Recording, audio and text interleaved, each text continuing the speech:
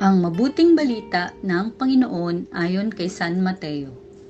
Noong panahong iyon, sinabi ni Jesus sa kanyang mga alagad, "Mag-ingat kayo sa mga bulaang propeta. Nagsisilapit sila sa inyo na animoy tupa, ngunit ang totoo'y mababangis na asong gubat. Makikilala ninyo sila sa kanilang mga gawa. Napipitas ba ang ubas sa puno ng dawag o ang igos sa puno ng aroma? Nagbubunga ng mabuti ang bawat mabuting punong kahoy, subalit nagbubunga ng masama ang masamang punong kahoy.